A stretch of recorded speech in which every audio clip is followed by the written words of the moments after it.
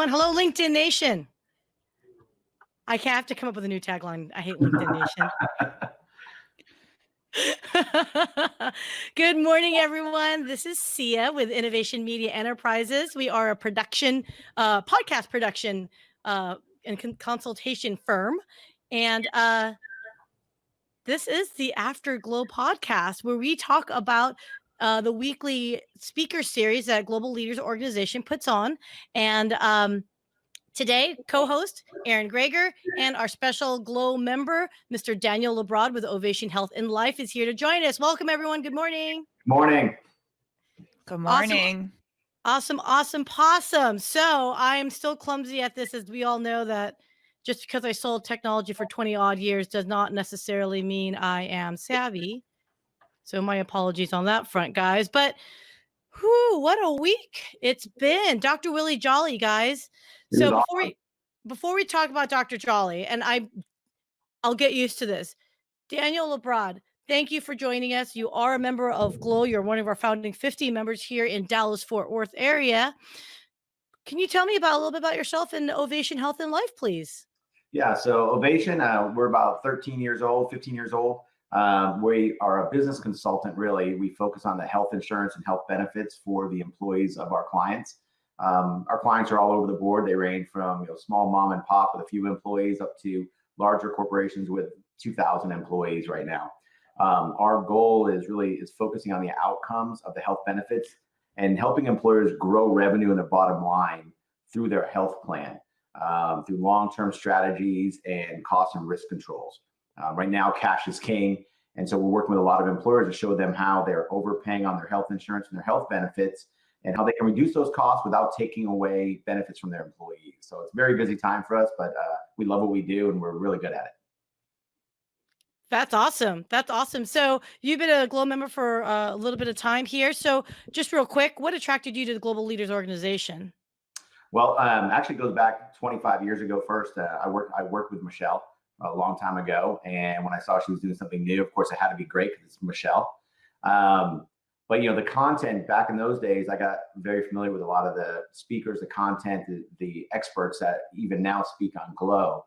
And in the past, you couldn't see those people without going to a big venue, an event, some type of conference, and pay a lot of money.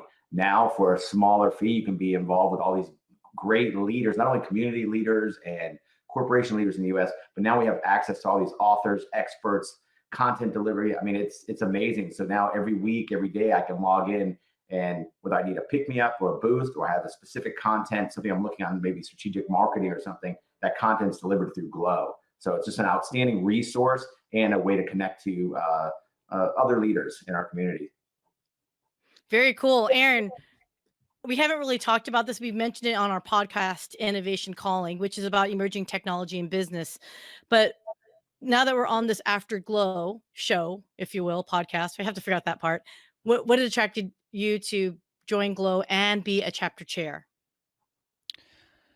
Well, I mean, I've always been a huge advocate, to exactly what Daniel said, of really great content.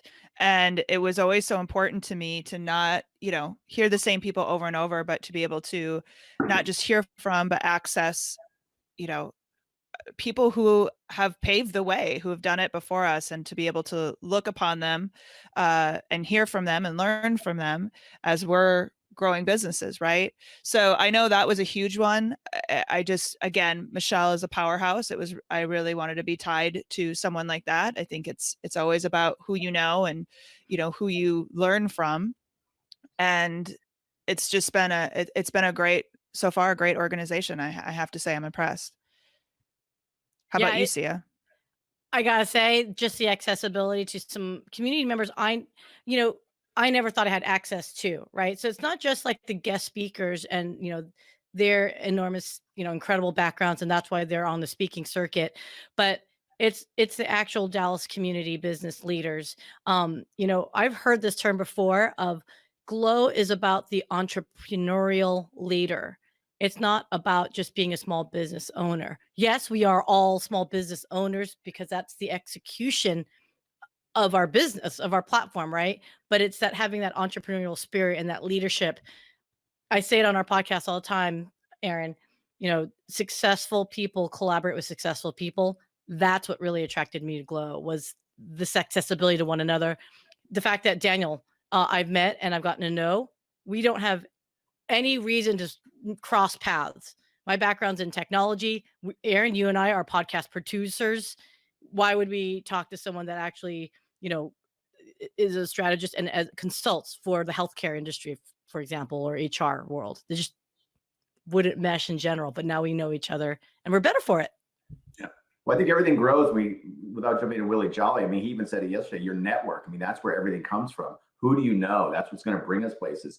And whether it's, we always think of that little circle of people we see all the time or involved with, but we're talking to even the social distancing thing. A friend of mine, Jeff Hazlett, we talk about social distancing. I said, there's no such thing as social distancing right now.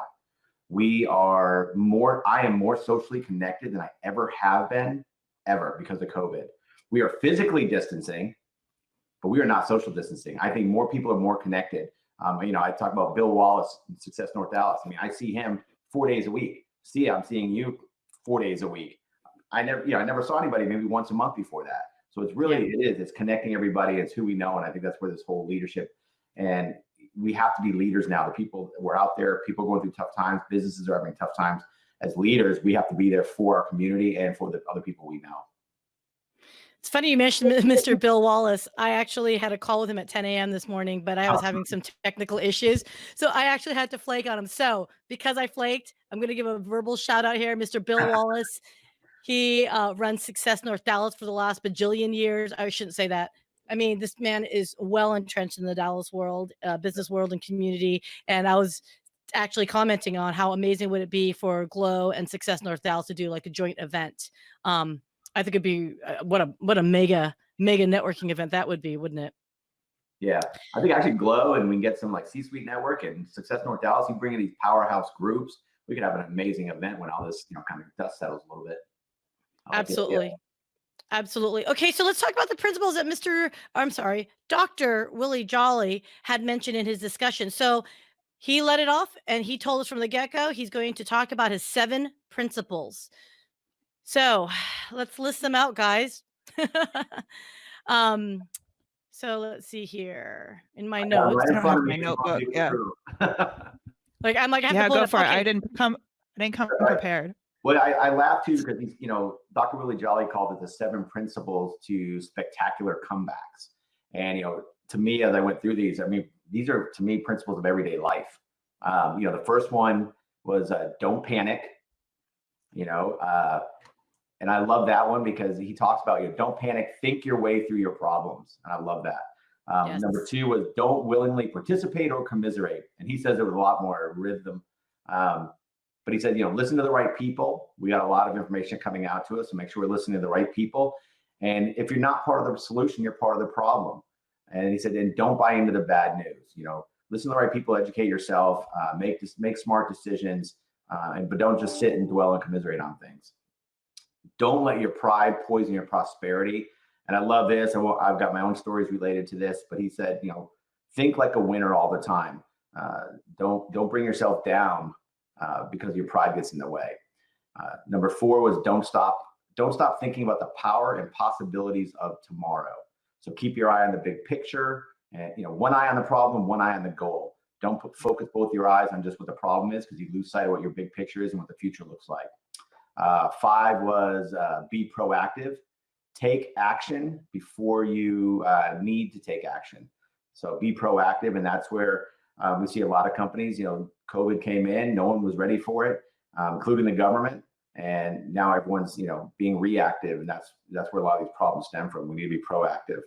Number 6 was, of course, be creative, and whether it's the COVID crisis or it was the economic downturn in 2008, businesses spur from these things. Ambition comes out of these things. Be creative when you're looking at problems. I was talking to someone I know the other day who was a waiter at somewhere I went frequently. And I said, oh, you're going to go back to work? And he's like, no, actually, I've been thinking about doing a business and I wasn't sure I was going to work. And I sat down and had a lot of time and I was able to make this business work now. And he's done bartending. So he was very creative in what the solution he made, and he used this time to do that. And then, of course, number 7 was be prayerful. And there's a whole big stuff we can talk about on that. But I love that Dr. Willie Jolley said, be prayerful. He said, really, this is number 7. It should be number 1. But he said, but people tend to put prayer first and forget the other 6. So he put it last. So I thought that was a great statement from him.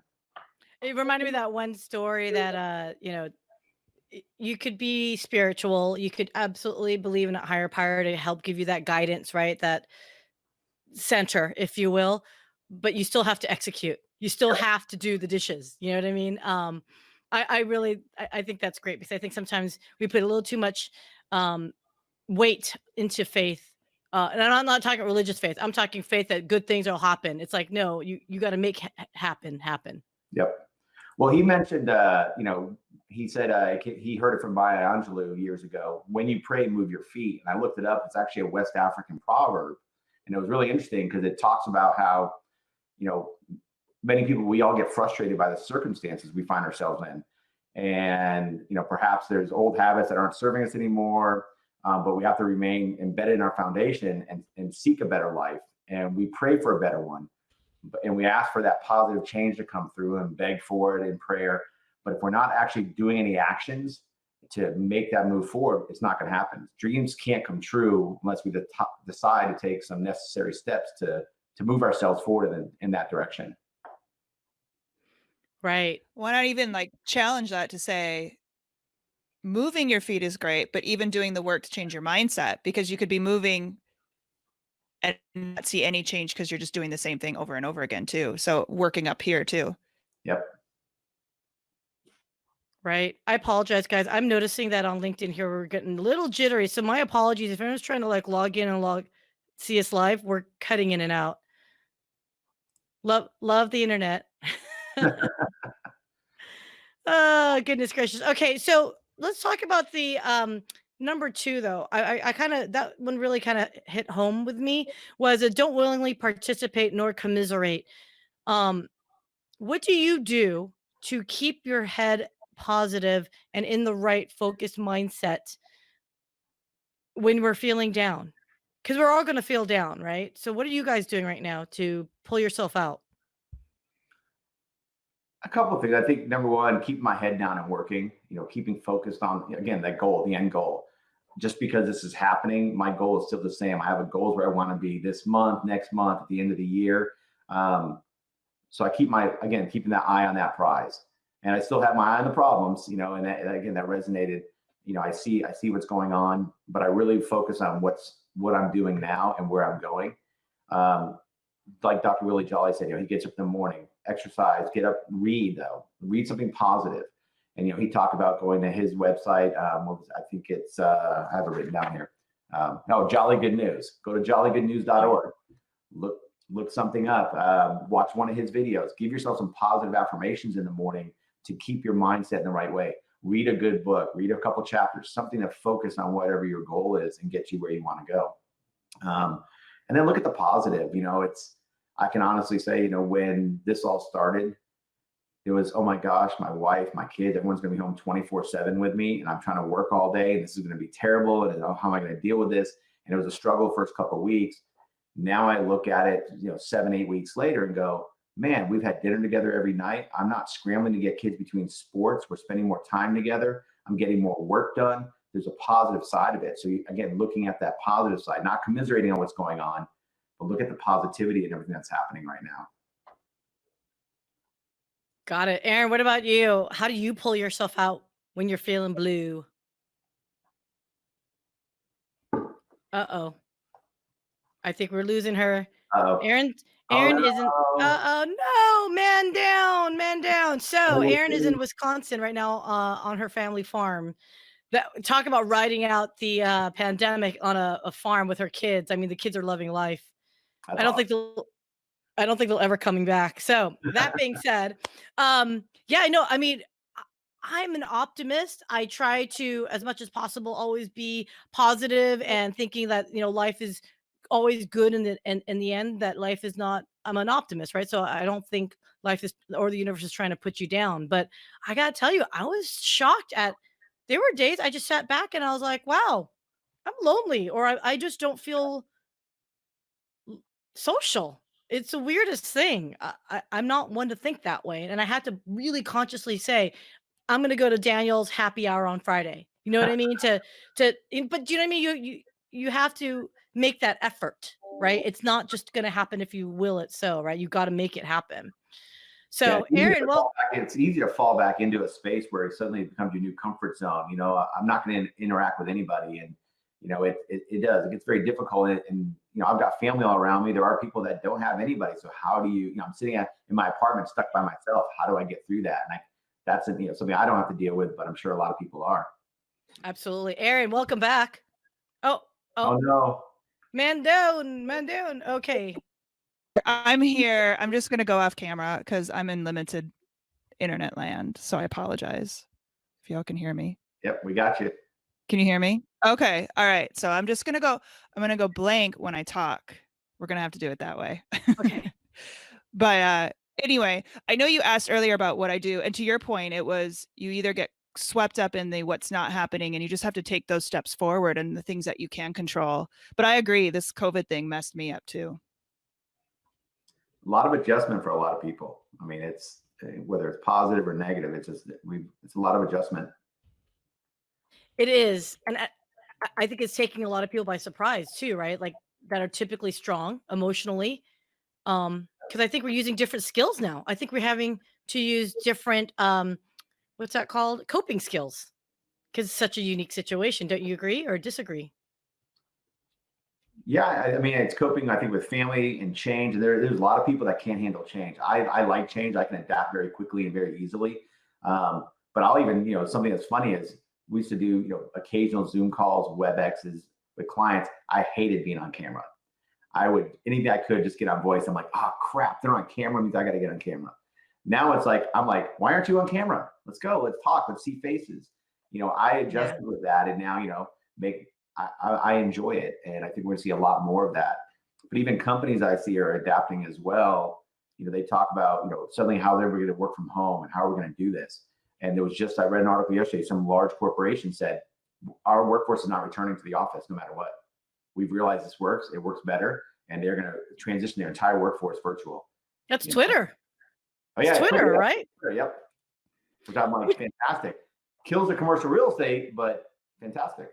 So here's that question then. This has nothing to do with Dr. Jolley, and I apologize, but this was just been spurring in my head. Commercial real estate folks, I'm going to have to find one of you guys to get on here and talk about it. But I think it's going to evolve. Obviously, the whole commercial real estate business. I think the co-working space is going to blow up. So I think commercial is going to have to embrace the co-working concept much more, because we're not looking at permanent homes, if you will. We're looking at, you know, temporary, you know, project-based needs for alignment. Do you guys agree or disagree? Or do you think it's still going to be status quo once everything opens back up again?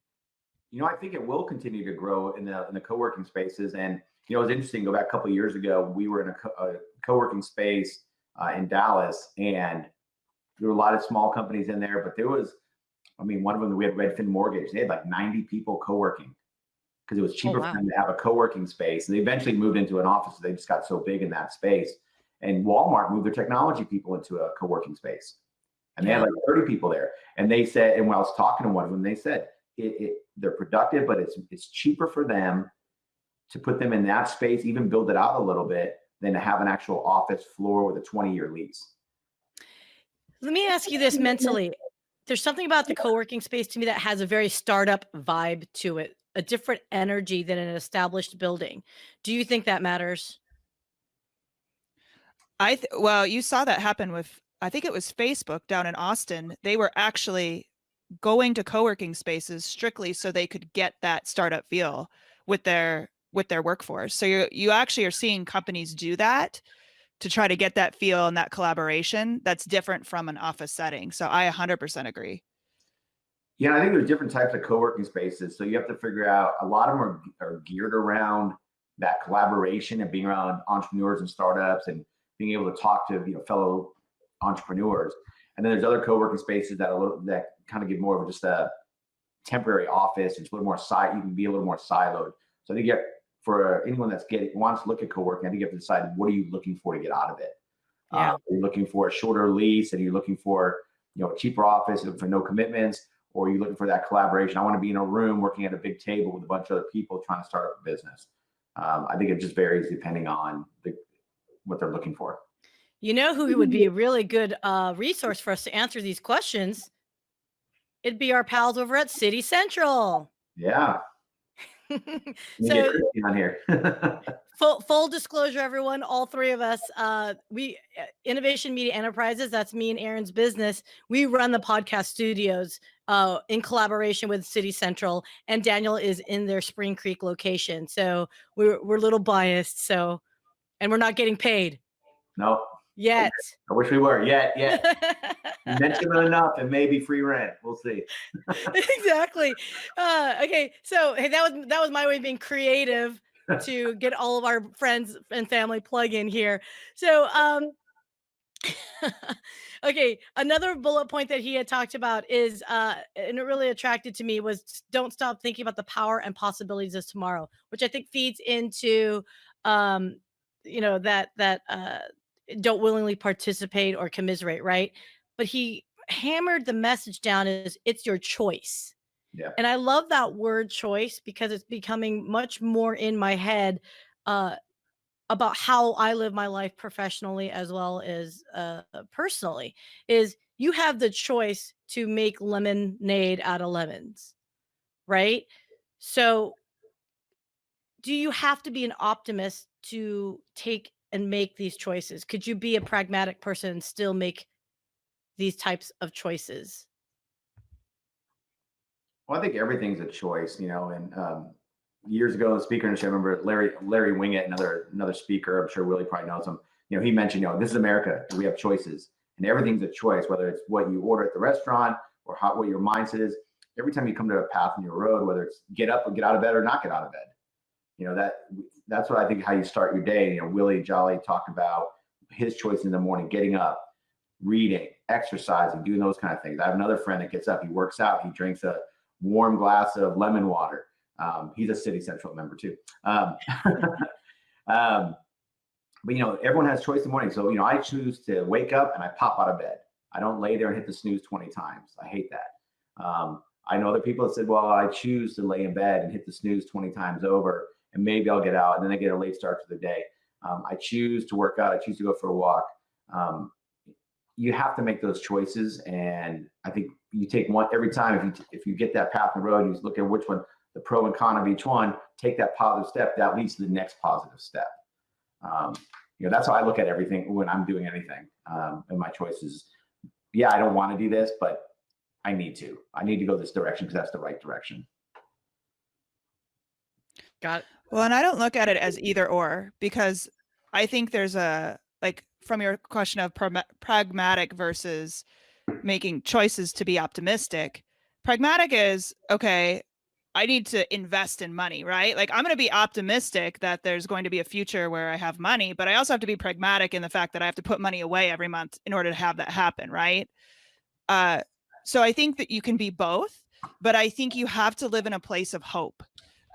To me, that is the most important place you have to be, that there is hope for something. And you believe that I'm going to be pragmatic and make the steps that I can make happen to have that. But you have to have that hope, because I've been in a place of no hope, and it is the darkest place I think anyone can be. And if you're focused on that doom and gloom and nothing's ever going to happen, you're going to destroy yourself, and you have to make that choice to be optimistic. That's so much, it's easier said than done, isn't it? So maybe, can I ask this? Because maybe this will tie into the next point that he was talking about, was your network is your net worth. How reliant are you on your network to pull you out of those dark spots? Do you even think about your network to pull you out of those dark spots? It's funny you say that. I can go back a long time ago, a very long time ago, and I've been in some dark spots myself. And as miserable as those spaces were, I always said, I still do this, is there's a way out. And, Dr. Willie Jolley said yesterday, think your way through the problems. And I think I've always done that. I'm going to think my way through this. There's got to be a light at the end of the tunnel, even if I can't see it. And in most of those scenarios, my network, somebody I knew, helped me get out of those.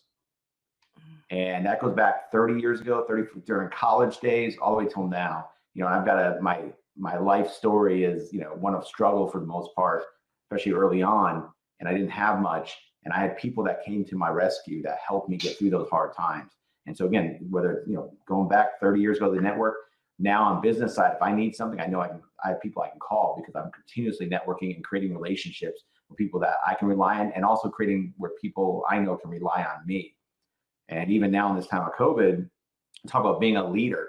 You know, we reach out to our clients and our friends and colleagues and say, hey, what do you need? I'm not trying to sell you anything. I'm not trying to talk to you. Just what do you need? How can I help you with anything? And that's where we all need to be, is rely on that network to help us and for us to help them. I love it.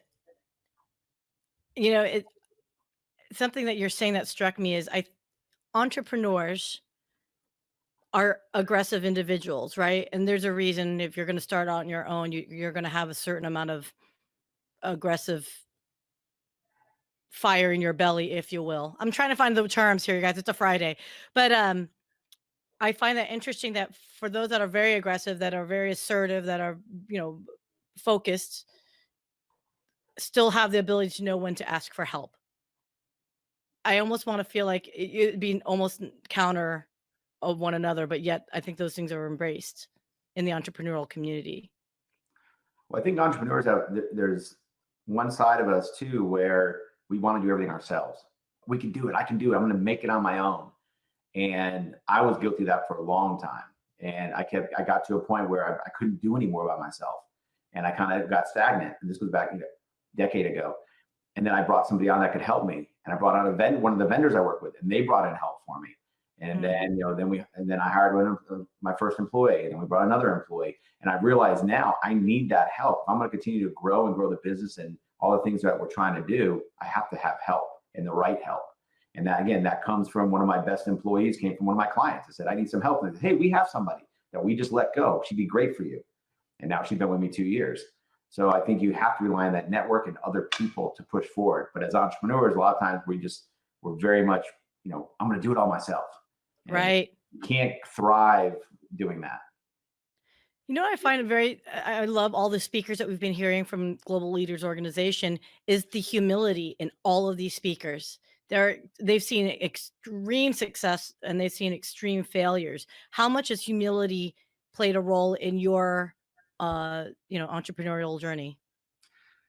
I've failed a lot, and I've done, you know, and a lot of it, a lot of it's on the financial side, mismanaging money, doing things like that years ago. And I've learned over those years. So knowing, you know, and growing up, you know, on food stamps and welfare, I've always had a humility about me, just because I know what it's like to struggle.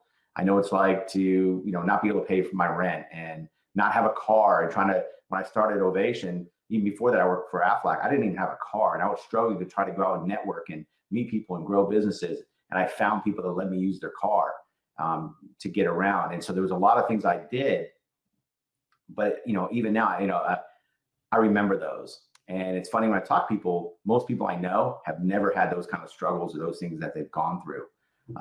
So they can't even relate to me. But I have that humility because I know where I came from. I know where I could be tomorrow. I mean, 2014, when the Affordable Care Act passed, most of my colleagues were freaking out, thinking their business was going to end. And I, you know, I had that passing thought. I go, well, you know what? While they're all battling it to get it repealed, I'm going to get prepared for it. And when that passed and it stayed, we kept pushing along, going with the flow, preparing for it, and then working with it. We kept going and growing. And we have now, a lot of my colleagues have sold their business, shut their business down, had to change completely what they do because they weren't prepared for it. So, I mean, anyway, that kind of went off on a tangent there, but, you know, you have to have the humility, know where you came from, know where you're going, and just plan for everything. Awesome. And your network is what's going to get you there. I've learned that. So I think we could keep going on forever, but I did promise that this will be a 30-minute show. So in 10 seconds, I'm kidding, not 10 seconds. We can run a little bit longer. So Daniel, I loved that we've gotten to meet each other. And I love that Global Leaders Organization has allowed us to actually have that connection with one another. So if I am interested in learning more about Ovation Health and Life, how do I get a hold of you? I always tell everybody to go to LinkedIn under Ovation or Daniel LaBroad. I'm always on there, always posting, quick to respond, or you can email me, daniel@ovationlife.com, and we get back to you pretty quick. Awesome. And Erin, how does anyone want to launch their own podcast, for example, or perhaps they, want to know what that whole medium between video podcasting and audio podcasting is all about? Who should they call? I honestly have no idea. Is there somebody that we know that could do this? No, just kidding. Just kidding. That'd be innovationmediaenterprises.com. Oh my gosh, of course, I take a cup of coffee. Sorry. Yeah, I spoke too quickly. That was very cute. Yeah. So much for pitching for ourselves. I suck. Okay. So innovationmediaenterprises.com. We do full service strategy consulting and production of podcasts, video based podcasts as well.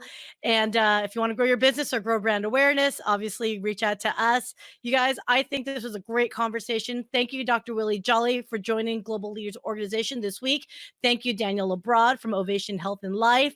Erin, as always, we see each other all of the time, so I apologize when I don't say thank you to you, but thank you as well, Erin. I think that wraps it up for the After Glow podcast. Awesome. Bye, guys. Bye.